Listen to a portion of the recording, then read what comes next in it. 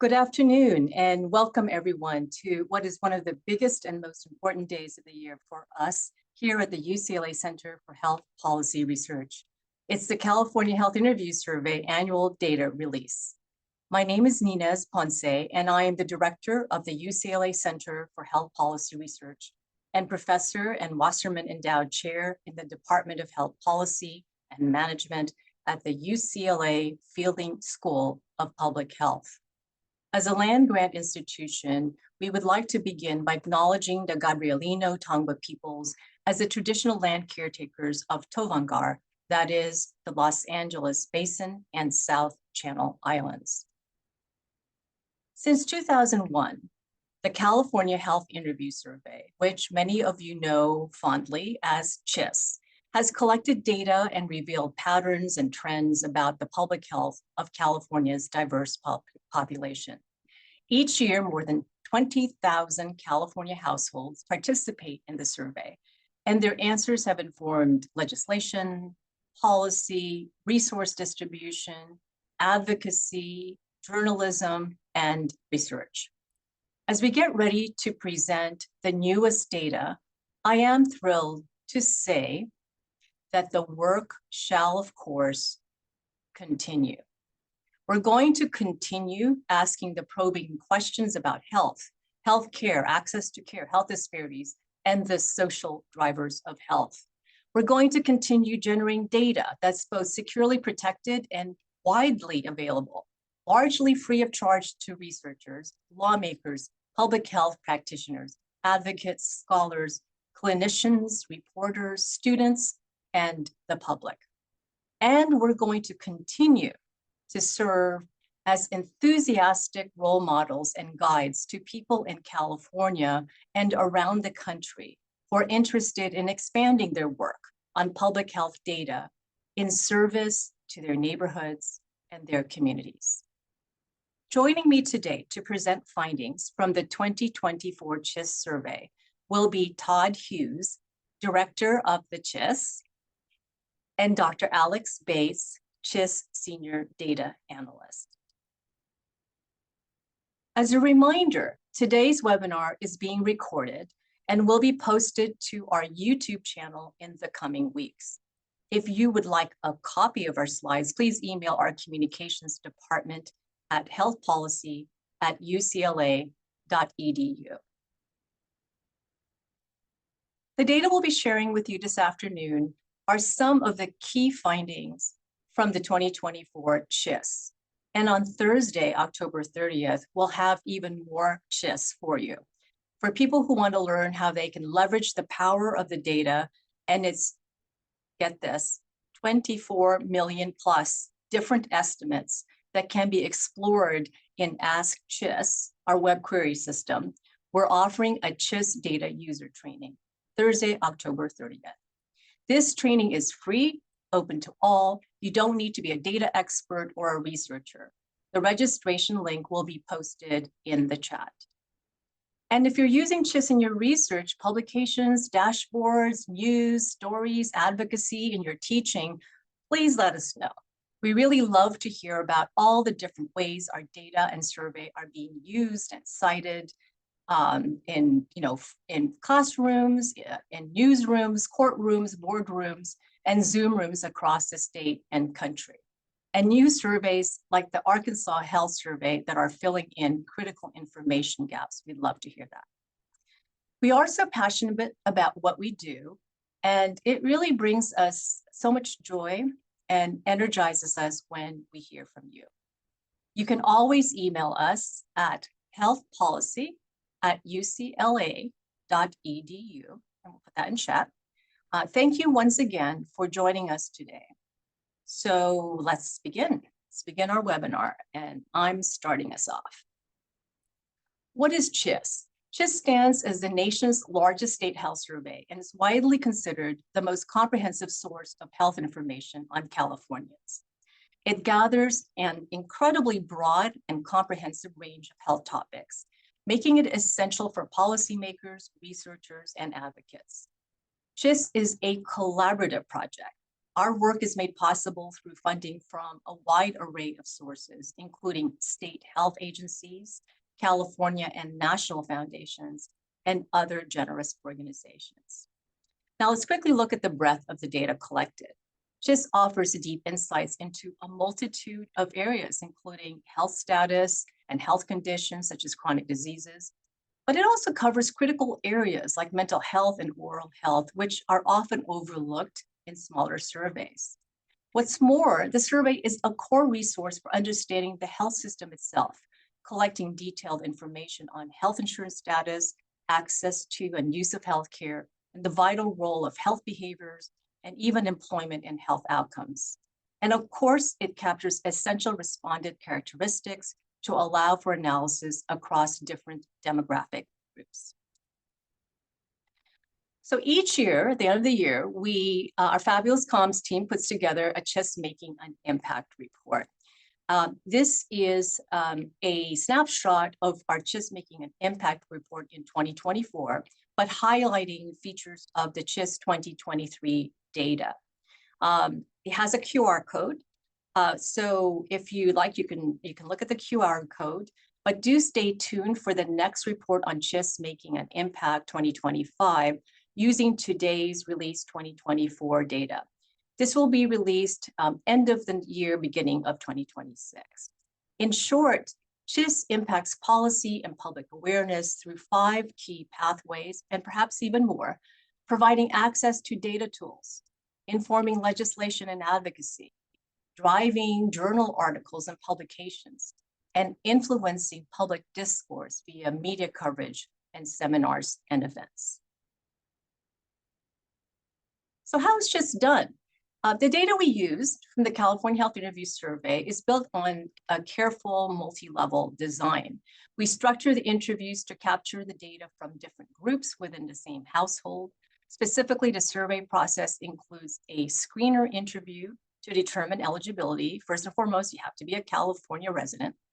We interview a sample adult, ages 18 plus in the household. If present, then we interview a sample adolescent, ages 12 to 17, with the parent's permission. And if a sample child is present, we interview a parent using a parent proxy. A key strength of CHIS is our commitment to language accessibility to ensure representation. CHIS is conducted in multiple languages, including English, Spanish, and 4 Asian languages, Chinese, both Cantonese and Mandarin, Korean, Vietnamese, and Tagalog. Looking ahead, we are continuing to expand language accessibility, reduce that coverage bias due to limited English proficiency by many Californians in the state. So with Armenian support coming in CHIS 2026, so looking ahead for that. This multi-level, multilingual approach ensures we provide the most representative picture of the health of all Californians. So on data collection, the initial outreach is we use an address-based sampling, or ABS, to start data collection. It begins with 4 mailings to sample addresses. And this kicks us off to phase 1. But of course, I have to have a show and tell. You get something like this in the mail, and there's a $2 incentive. Sorry, it's hard to see, but there is, you kind of can peek and see there might be some money in there. So the goal is to ask them to sample, to respond, encouraging them to complete the survey online. If they prefer, they can call in to complete by phone. For those who don't initially respond, then phase 2 is our rather intense telephone non-response follow-up, but there's a limit. Our call center staff will follow up, calling addresses with available phone numbers up to 6 times. This dual mode persistent approach ensures the California Health Interview Survey secures the high quality representative data necessary for health policy research. And of course, if you do not want to continue with all the follow-up, you can always contact us and we will remove you from our sampling frame. For the diversity of California needs to be well represented, and CHIS I'm saying we've done our best to try to reflect as much as possible the diversity of California. We achieve this through several advanced methods: targeted sampling, multi-mode data collection, robust language support, and custom oversamples. We also conduct follow-on studies to gather even deeper insights into specific communities. For example, long-term services and support is a follow-on study. This commitment to inclusive and rigorous methodology was recognized when CHIS received the 2024 Inclusive Voices Award from the American Association for Public Opinion Research. So here's our data collection results by race and ethnicity for 2024. As I said, CHIS collects information across the life course for everyone: adults, adolescents, and children. It is extensive, securing a total of 24,810 adult interviews. We also included over 1,000 adolescents and nearly 4,000 children. Our large samples provide the power for detailed analysis of various communities. For example, Latino ethnicity, we secured 6,807 adult interviews. By race, we have significant adult representation, including over 4,000 Asian adults, 1,175 African-American adults, and population representative sample of 659 American Indian Alaska Native adults and 60 Native Hawaiian Pacific Islander adults. This intentional focus on obtaining a large comprehensive sample across all ages is what allows CHIS to provide highly representative and accurate health information across California's many populations. Of course, we always think about what else could we do more. And so this slide describes a supplemental sampling. This is a prepaid cell phone sample. For the 2024 CHIS, we employed this prepaid cell phone sampling strategy as a supplemental method. The objective of the sample with a target of 450 completes was to increase representation among specific groups. And the groups are listed here.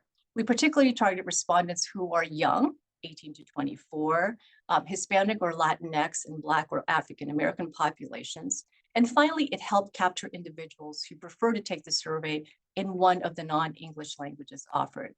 So this commitment to targeted sampling ensures our data accurately reflects, again, California's diverse population.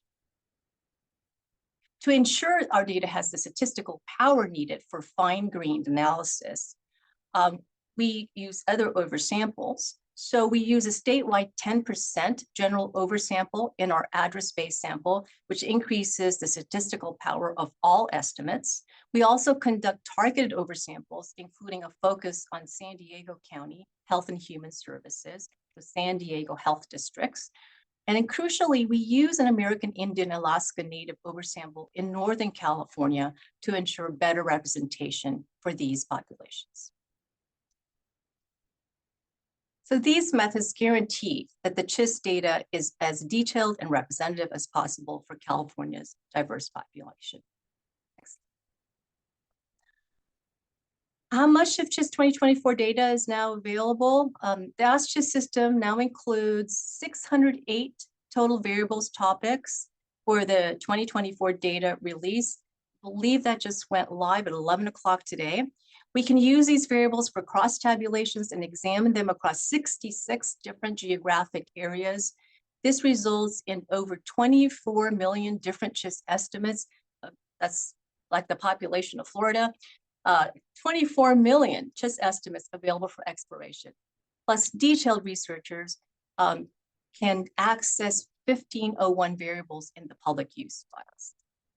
Next slide. Here's some noteworthy additions to CHIS 2024. We've significantly expanded the data on hate incidents. We now capture more details such as the number of incidents, their impact, supports received, and knowledge of the offender. Notably, to better represent the linguistic diversity of our population, we've added limited English proficiency as a dimension in our statistical weighting methods. You can find more details on these and others in the What's New document on the CHIS methodology, and we have a QR code if you'd like to just scan your phone there. So I now turn it to Todd Hughes, who will present highlights of the 2024 CHIS data. Thank you, Ninez. So it's our great pleasure to now share with you some of the findings from the 2024 CHIS. And as Ninez mentioned, with over 600 topics or indicators and over 20 million different CHIS estimates produced for 2024, I can only provide you a small glimpse here today of what we can learn from the data release. So first, I'd like to share some information about what we learned from the CHIS regarding the impact of wildfires and smoke from wildfires in California. The CHIS asks respondents if they have experienced wildfires or smoke from wildfires in the past 2 years. Therefore, these CHIS 2024 data refer to experiences with wildfires that occurred between 2022 and 2024 and do not include the terrible Southern California fires that occurred in January of 2025. But according to the CHIS, 10% of California adults said they or a household member personally experienced wildfires in the past 2 years, and 37% said they or a household member personally experienced smoke from wildfires during that period. So that corresponds to 2.9 million and 10.9 million California adults, respectively. We then asked those who were impacted by wildfires or smoke from wildfires if they thought that their physical health was harmed as a result. 1 in 10, or 9.7% of adults in California who experienced wildfires in the past 2 years, and 1 in 4, or 25.5% of adults in California who experienced smoke from wildfires in the past 2 years said that their physical health was harmed as a result. So looking now at some of the specific physical health impacts, we observed higher rates of having an asthma attack in the past 12 months among those who had experienced smoke from a wildfire in the past 2 years. So 31.2% compared to 26.1% of those who had not experienced wildfire smoke. And when there's so many financial issues affecting families that are impacted by wildfires, we examined the relationship between medical debt and wildfires. We also observed that adults who had experienced a wildfire in the past 2 years experienced higher rates of having problems paying for their household's medical bills in the past 12 months, 15.8% compared to 10.0% of those who had not experienced a wildfire. And both sets of differences on this slide are statistically significant. Next, let's look at whether CHIS respondents thought there were mental health impacts as a result of wildfires or wildfire smoke. 17.2% of adults in California who experienced wildfires in the past 2 years and 14.7% of adults in California who experienced smoke from wildfires in the past 2 years said that their mental health was harmed as a result. So these data reflect the respondents' own self-assessment of any mental health impact. But let's look next at some more objective measures related to mental health for those who experienced wildfires and wildfire smoke. So here we examined 2 measures connected to mental health from CHIS: visits to a professional for mental, drug, or alcohol issues in the past year, and rates of serious psychological distress. For both measures, we see statistically significantly higher rates among those who experienced wildfire or smoke from wildfire compared to rates for all other California adults. So rates of visiting a professional for mental, drug, alcohol issues in the past year were 21.7% for those who experienced a wildfire and 35.4% for those who experienced wildfire smoke, compared to 17.1% for all California adults. Rates of experiencing serious psychological distress in the past year were 19.2% for those who experienced a wildfire and 17.6% for those who experienced wildfire smoke versus 13.5% for all California adults. Now I'd like to change to another topic that we've been examining on the CHIS, medical debt. From the 2024 survey, we see that 10.5% of adults across the state have had problems paying for their own or a household member's medical bills in the past 12 months. When we look at this crossed by gender, we find statistically significant differences, with female adults having a higher rate than males, 11.8% versus 9.2% respectively. However, transgender and gender-expansive adults had the highest rates at 18.7%. Among all California adults that had problems paying for medical bills in the past 12 months, 38.4% report that they were unable to pay for basic necessities as a result, such as food, heat, or rent. In 2024, we also asked survey participants in Los Angeles County who had problems paying for medical debt about the reasons why they experienced medical debt and found that insurance-related issues were frequently the cause. The most commonly reported reason, cited at 50.7%, was that their insurance had denied coverage or denied payment for the service. And this was followed closely by high copay amounts, cited by 44.9% of adults, and then by high deductible amounts at 40.1%. Housing is often acknowledged as a social determinant of health because it can play a significant role in health and well-being. And the 2024 CHIS provides insights on the affordability of housing in California and its impact. We're observing a rising trend in the rate of California adults that worry very often or somewhat often about struggling to pay their mortgage or rent. This rate has risen from 15.1% in 2021 to almost 20% in 2024, a statistically significant increase. And as expected, these rates differ by type of household, with the highest rate at 36.2% observed for single-parent households with children. Married households with children at 21.8% and single households without children at 21% were both higher than married households with no children at 12.8%. We ask all adults about strategies they might have used in the past 3 years to pay their rent or mortgage. And among those reported most frequently, we found California adults used financial strategies including taking an additional job or more work at their current job at 15.6% of adults, stopping saving for retirement at 14.2%, and accumulating credit card debt at 15.9% of adults. However, we also found reports of strategies that can impact health. 12.2% of adults reported cutting back on healthy foods, and 5.8% of adults reported cutting back on healthcare in order to pay their rent or mortgage. Although data by family type are not shown on this slide, we also see higher rates for each of these strategies being used by single-parent households with children, reflecting the economic precarity seen among these households. For a few years now, we've been highlighting increases in food insecurity measured in the CHIS, and 2024 shows a continuation of this trend. Among California adults earning less than 200% of the federal poverty level, 47.2% report not being able to afford enough food in the past 12 months, and 32.8% report receiving food stamps. The 2022, 2023, and 2024 rates are all statistically significantly higher than the 2020 and 2021 rates. And the rates for single-parent households with children are also significantly higher. 61.3% are food insecure, and 46.2% receive food stamps. These trends are especially concerning given the implementation this year of federal cuts to SNAP or the CalFresh program, which are estimated to reduce or eliminate the benefits received by over 97% of CalFresh households, according to the California Budget and Policy Center.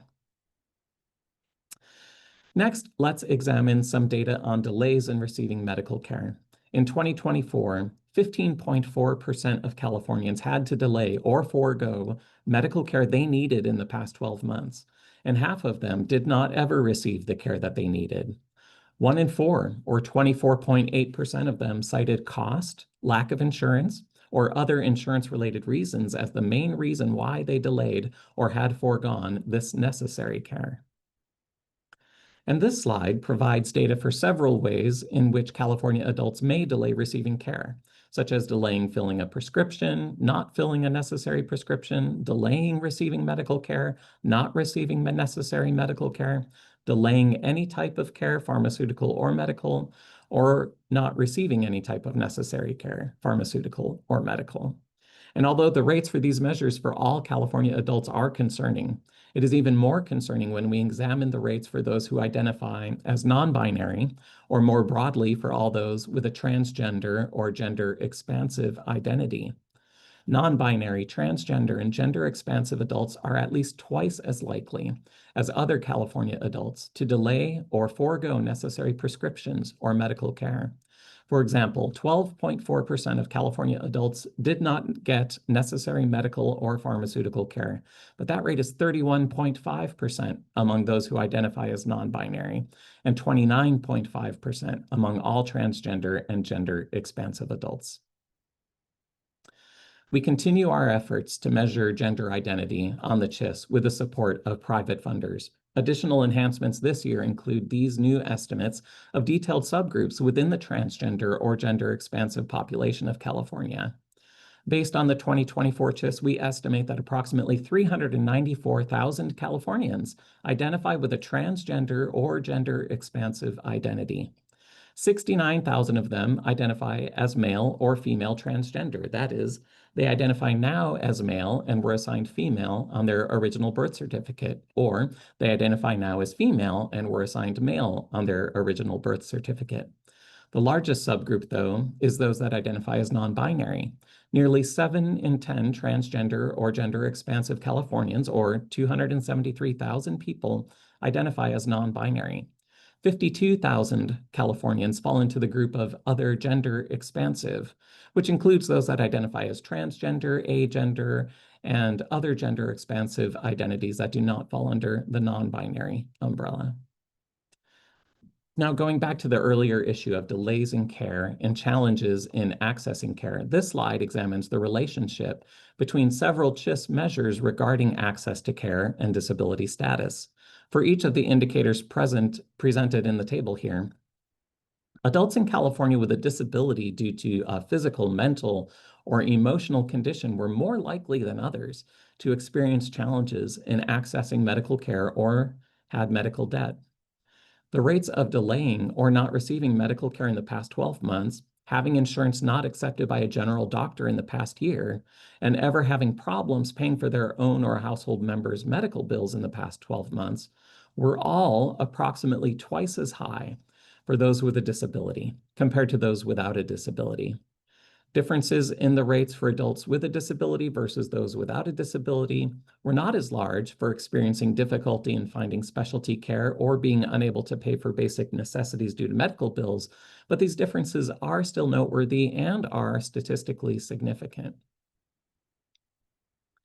Next, let's consider some changes in 2024 to telehealth usage and preferences for telehealth versus in-person visits. We did observe a slight decrease that is statistically significant in the percentage of adults in California that received care from a health provider through video or telephone in the past year. That changed from 40.4% in 2023 to 37.9% in 2024. However, among those that did use a telemedical appointment in the past 12 months, 3 in 5 did prefer it over an in-person visit. And that's an increase from 57.9% in 2023 to 61.2% in 2024. For the last 2 slides, I'll share a look at some health behaviors, starting with alcohol consumption. After remaining steady for some years, we observe in 2024 a statistically significant decrease in recent alcohol use. Among California adults who have ever drank an alcoholic beverage, the rate reporting their last drink of alcohol occurred in the past 30 days dropped to 64.3% in 2024, compared to 68 or 69% in the previous years.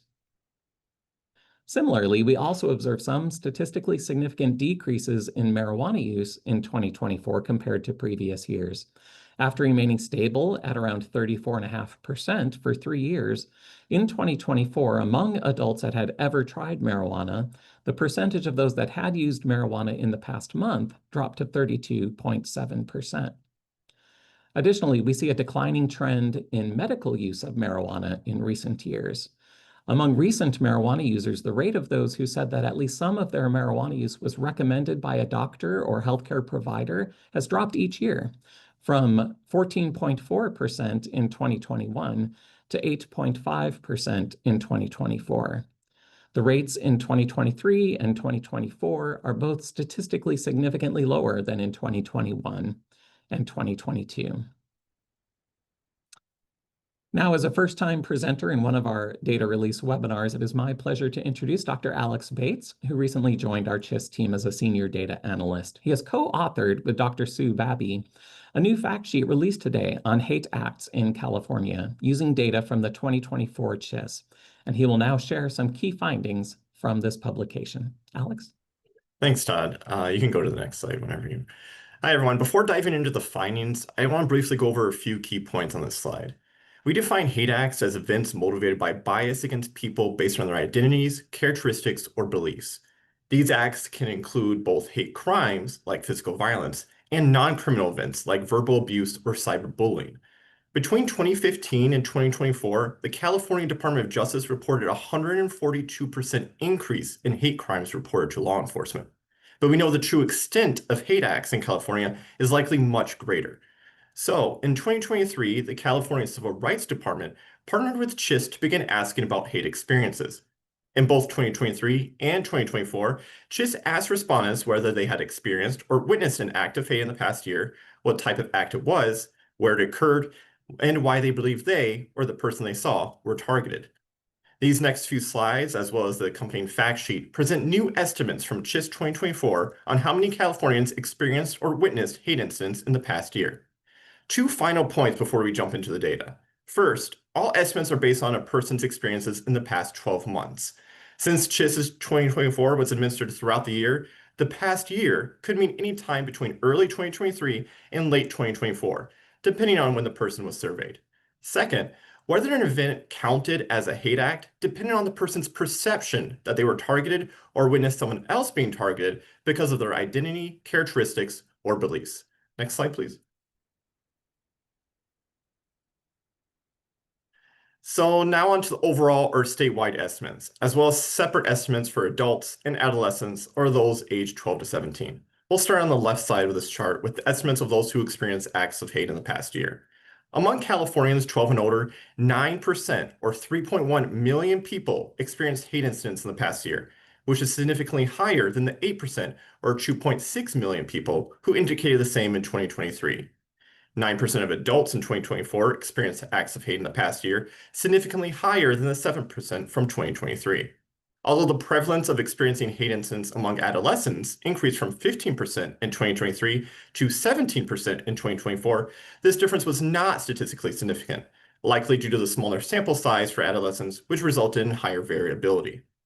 In 2024, adolescents were nearly twice as likely as adults to report experiencing acts of hate in the past year.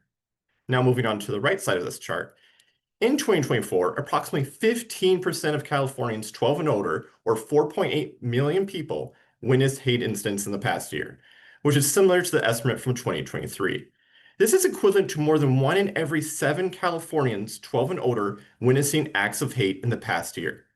In 2024, 13% of adults reported witnessing hate acts in the past year, significantly fewer than the 14% who indicated the same in 2023. Although 35% of adolescents witnessed hate incidents in 2024, compared to the 31% who reported the same in 2023, this difference was not statistically significant. In 2024, adolescents were over twice as likely as adults to report witnessing hate incidents in the past year. Next slide, please. Before we get into the common types of hate acts people experience, I just want to take a pause here to note how pervasive hate acts were in 2024.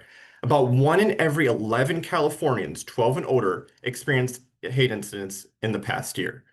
Among those who experienced acts of hate, 83% or 2.3 million people encountered verbal abuse or insults. This is equivalent to roughly 1 in every 13 Californians 12 and older experiencing hate-motivated verbal abuse or insults. 22% indicated they experienced cyberbullying. 21% faced a potentially criminal hate act, which we defined as hate-based physical violence and/or property damage. This equates to approximately 2% of all Californians 12 and older having experienced a potentially criminal hate act in the past year. 15% experienced property damage, and 10% faced physical violence. Next slide, please. Since adolescents and adults spend most of their time in different spaces, we looked at where hate acts most commonly occurred separately for each of these age groups. Among adults who experienced acts of hate in the past year, 43% or 1.1 million adults encountered it on the street or sidewalk.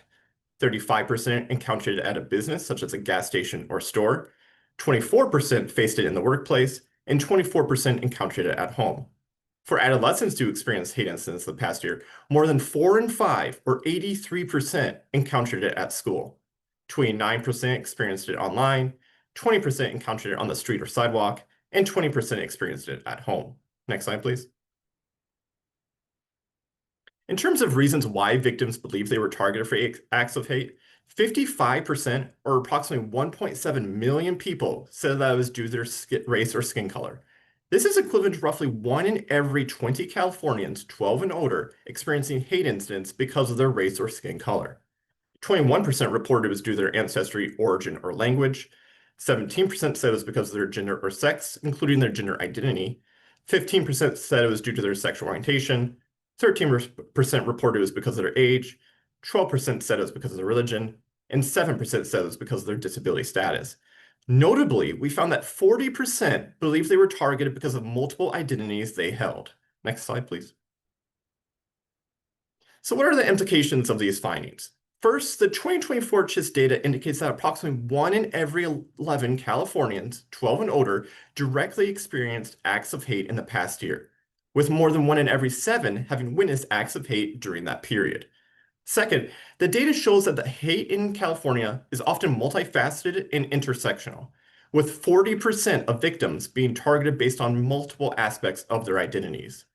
These findings suggest there is a critical need to continue to collect data on experiences of hate in California, since relying solely on law enforcement data would lead to a significant underrepresentation of Californians' experiences with hate. Additionally, without population representative surveys, the experiences of smaller populations and communities that systematically underreport to law enforcement would not be adequately represented, limiting how well these results can be applied to all Californians. Finally, the data points to the need for policymakers, community-based organizations, educators, and lawmakers to develop and support community-centered and evidence-based approaches to prevent and reduce acts of hate in California. Thank you for listening, and now I'm going to turn it over to Ninez, who will talk to you about how you can access CHIS data. Thanks so much, Alex.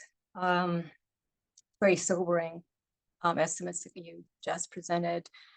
How to access CHIS data? Rick Brown, who founded the California Health Interview Survey and the Center for Health Policy Research that houses the CHIS project, always said data is useless if it sits on the shelf. So I'm going to talk a bit about how do you access CHIS data. So our data dissemination strategy has 3 key aims. First and foremost, we protect respondent confidentiality. Second, we seek to democratize access to data, putting information into the hands of those who can use it. And finally, we aim to reach a large and diverse audience, bridging divides in technology, in skills, and resources. Our goal is extensive data user support, and this graph maps you through different ways of looking at getting access to CHIS data. For secure analysis, protecting confidentiality, we have the Data Access Center, DAC. For public use, researchers can download the public use file for free. And for easy online access, our Ask CHIS and Ask CHIS Neighborhood Edition tools offer granular data and small area estimates, making the information accessible to everyone. I wanted to remind you that CHIS is a state survey, but it can generate estimates at the sub-state level. We use a total of 56 geographically defined strata. The design is tiered. The 17 smallest counties are grouped into 3 strata. The largest counties, Los Angeles and San Diego, are subdivided into areas like 8 service planning areas or SPAs in Los Angeles and 6 health regions in San Diego. The remaining 39 counties each form their own individual stratum. This structure ensures we capture reliable, localized data across the entire state. So the Ask CHIS Neighborhood Edition, here's the data across geographies. This slide illustrates the power of Ask CHIS Neighborhood Edition. So I turn to the right piece here. The tool provides estimates at highly granular levels like census tracts. Notice the statewide asthma diagnosis rate is 16.6%. Sorry, let me go to the next one here. But if the statewide asthma rate is 16.6%, you can zoom into specific Los Angeles census tract, and the rate is significantly higher at 19%. Thank you, Todd. Thank you. So here you can see the asthma rates if you zoom in some more, but if you can't, log in to ASHTO's Neighborhood Edition, and you can see this firsthand. But you can look at the census tract, and the rate is significantly higher at 19%. Compared to 16.6% in the state. And this ability to zoom in is essential for uncovering and addressing health disparities that are otherwise masked by county or city level data. Health happens in your neighborhoods. I think this is a tool for the advocacy, the information that's needed at even more granular levels than the county or the city level.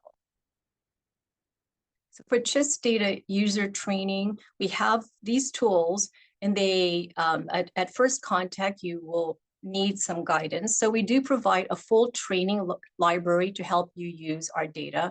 Our August 2024 webinar covers the refreshed Ask CHIS Neighborhood Edition dashboard, now in Tableau, and creating maps and tables. Additionally, we offer a 12-minute, really short, beginner tutorial on how to submit a project application to the Data Access Center online.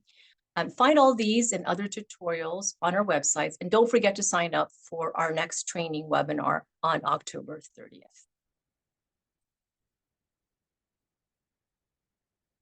Thank you. So finally, a thank you to everyone here who attended our webinar. We extend our sincere, heartfelt thanks to all our partners, including SSRS and PHI, to our sponsors. We thank our advisory board, the UCLA CHPR CHIS team, especially Todd Hughes, the director of CHIS, and the CHPR communications and IT staff for their support of this release. I think they've been up all night as we have. And of course, all of our admin staff, our students that just grace us with their brilliance and their curiosity. This community is what forms the backbone of the Center for Health Policy Research. So this dedication makes this work possible. We will continue. Thank you, and please visit us at chis.ucla.edu. Now turn to Tiffany for moderating the Q&A. Thank you so much. And hello, everyone. I've been posting some links in the chat. If you want a copy of all of those links, please feel free to email us at healthpolicy@ucla.edu. The CHIS team has been going in and answering a bunch of questions in the Q&A. So please go ahead and ask your questions in there, and we will get to them. So first question. For the research on hate acts, curious if you looked at how it differs by regions in California. Alex? Yeah, so we did, and that's actually going to be, the findings for that are going to be presented in an upcoming policy brief that will be released later this year. But we did look at how hate acts can differ across regions, broader regions, just because of the statistical power issues. But we used both 2023 and 2024 data combined for that. Thank you. How do the wildfire-related questions compare to last release? Do you expect it to increase in next year's release with Palisades/Eaton?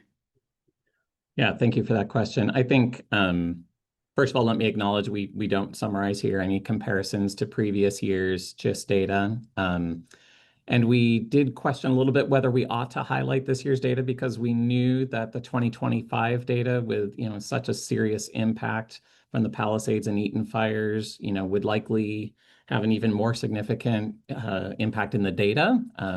But we felt it was important to share what we had learned from even the two previous years. So that is why we focus on those data for today. But we are very much looking forward to finishing up our 2025 data collection very soon and starting to process those data to look at those impacts next year. Great. Thank you so much, Todd. This is a question we get often, but I'd love to ask it. Is there a way to propose measures to be asked? This person says they would love to see nutrition insecurity. Ninez is staying on mute, so I'll pause. No, I can get off mute. I think as we didn't really describe it as much, but when I said it just was a collaboration, it was a collaborative work of love, I think, from many communities in California, from researchers, from advocates, from frontline, healthcare social delivery folks. So we do have a process of considering new content in CHIS, and including, like, maybe the content isn't new, but there might be more updated or contemporary measures. So we do consider that, but CHIS is also a soft money project. And so we do need to find funders or sponsors that can make sure that this can happen. But if you are interested, please email us at where should we email, Todd? And then we can follow up. Yeah, you can just email the generic CHIS account, chis@ucla.edu, and we'll forward it along. And I just put that link in the chat in case anyone needs it. Thank you both. Given that the federal government announced its plan to stop reporting on food security, how can CHIS be used to help close the info gap? I think that's a great question. And there's a number of ways that I think it's going to become more and more important for state-based surveys like CHIS to look at those federal gaps and see if there are opportunities with additional funding where possible to expand a set of questions to fill some of those needs. I think we're very grateful that through the support of some of our state funders that we have been able to retain questions on food security. And the set of questions that we ask is useful and informative, but it can't replace necessarily all of those federal sources at this time. But we're happy to continue to explore those options with other potential researchers, potential funders, to be able to make that possible for the CHIS. I do want to say that, so Todd, the food security questions have traditionally been asked only after we've screened about income with respect to federal poverty level, which is established by the USDA. So our food insecurity estimates are among the group who earn incomes at below 200% poverty level. So I believe that we would like to expand it to and ask that question, everyone. As you saw in the estimates, economic well-being, there's a frailty right now for all Californians, across all the regions. So Todd, do we have a funder for that right now? Or are we so what in 2025, we have a partnership with a small number of counties in the Bay Area that have funded for the extension of those criteria up to 400% of the federal poverty level.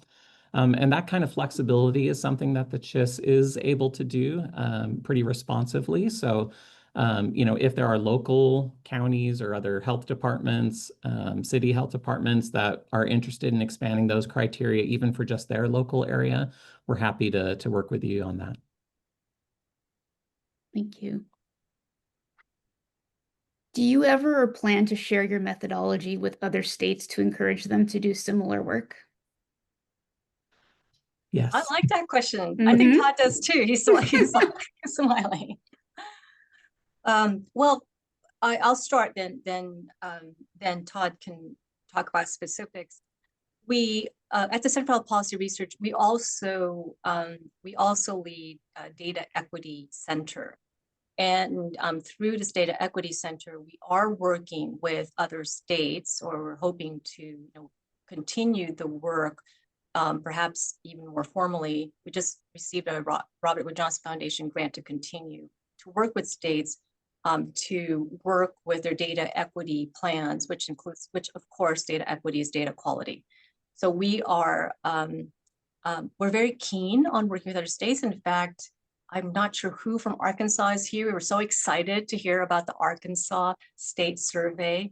We've worked with Colorado, we've worked with Washington, with Oregon, we've worked with the city of Houston, we've worked with New York. So we, I think, continuing again Rick Brown's vision that data shouldn't sit on this shelf, but methods that really get at what people are experiencing.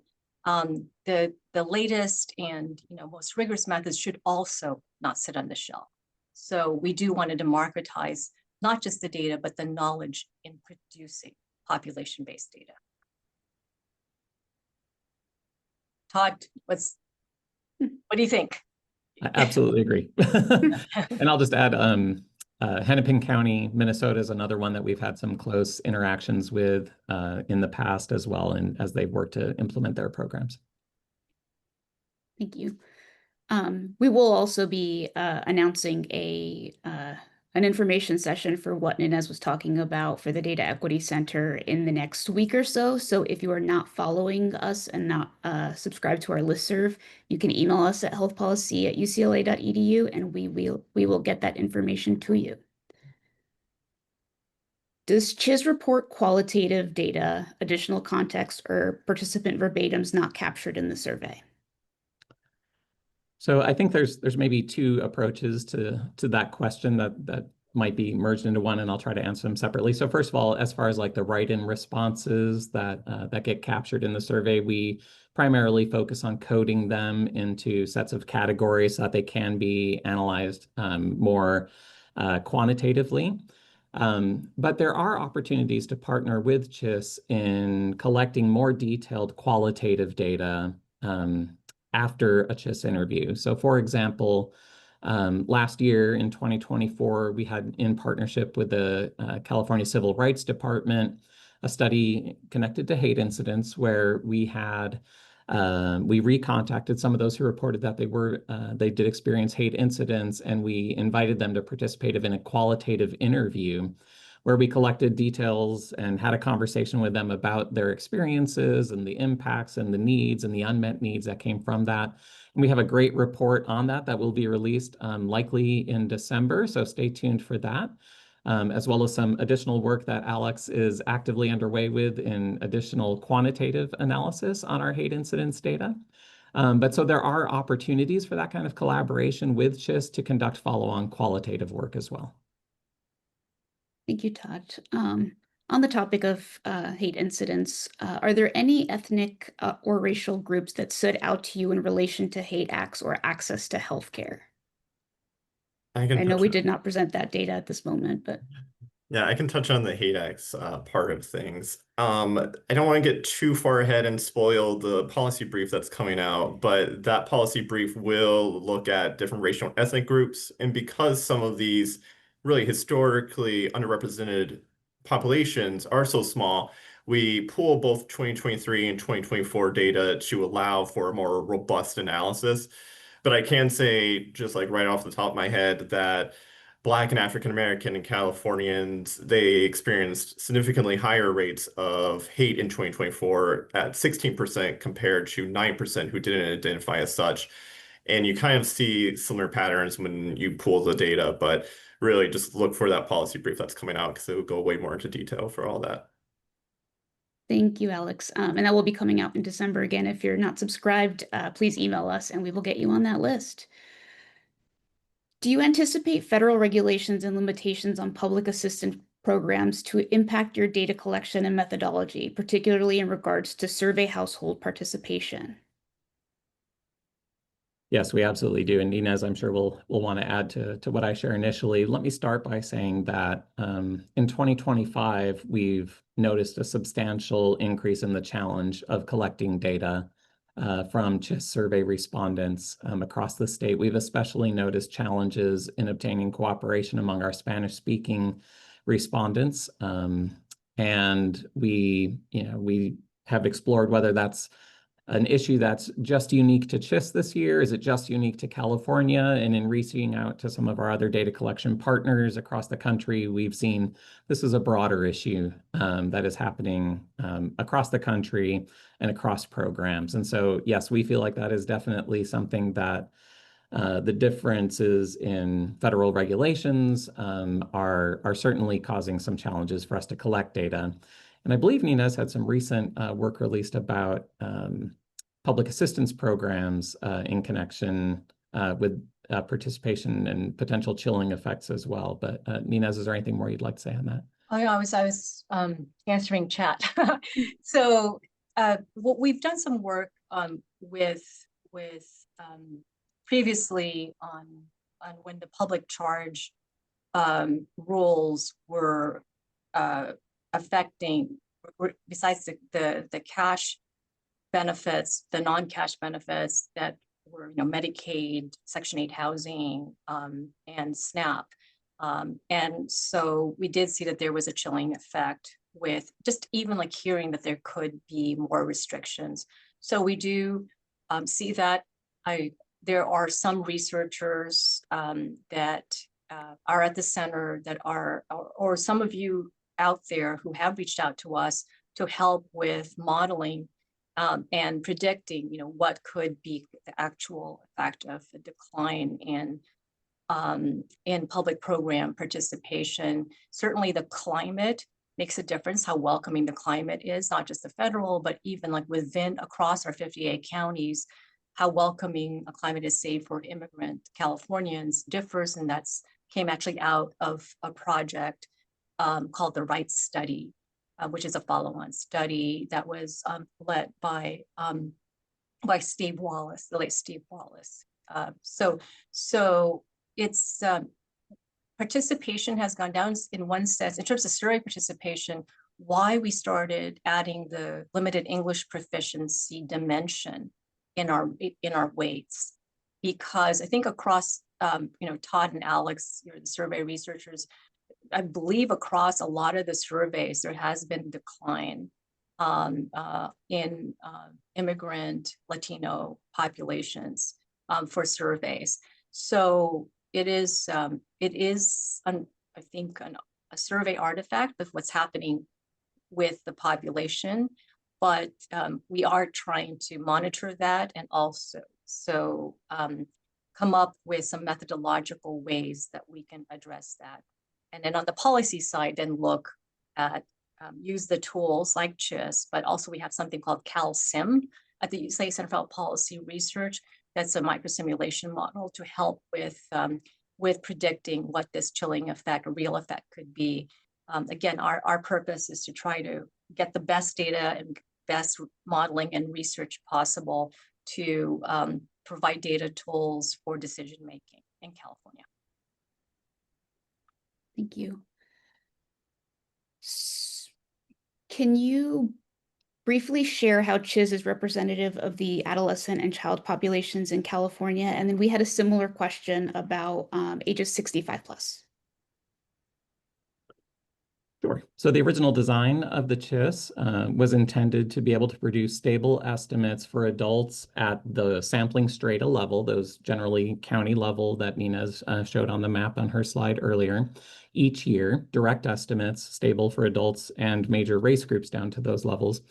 For the child and the adolescent survey, it does require, especially for the adolescent with a sample size, hovering near 1,000 interviews each year, it produces generally stable estimates at the state level, but to really get stable estimates below the state level, you often have to pool multiple years of CHIS data to get that kind of reliability in the estimates. As far as those age 65 plus, so in 2019, we implemented a redesign, moving from a telephone random digit dialing based sample from the early inception of CHIS in 2001 through 2018 into our current design of a mailed out invitation to respond online or to respond by phone. And what we found in that transition was as people's habits with using their telephones were evolving over the years, we were getting too many older adults in the survey prior to that redesign and not enough of the younger adults. That redesign in 2019 helped balance that in a more appropriate way with the population of the state. So yes, we still have a substantial number of CHIS respondents age 65 and older that do represent the population of the state quite well. And there are we released a full report on that change in 2019 that shows what those impacts and different sampling strategies did for that age distribution and how that impacted the data that they provided. So similar data, I believe, there's also a similar report on the representativeness of our child survey data and our adolescent data as well on that methodology report page that has been posted in the chat earlier. Thank you, Todd. We are out of time. I do want to ask one last question because I think it's an important one that we touched on earlier. Is there a process for California agencies or other institutions, if interested, to help fund CHIS or new variables? So I just want to be able to repeat that that email address for folks to contact. Thank you for choosing that question, Tiffany.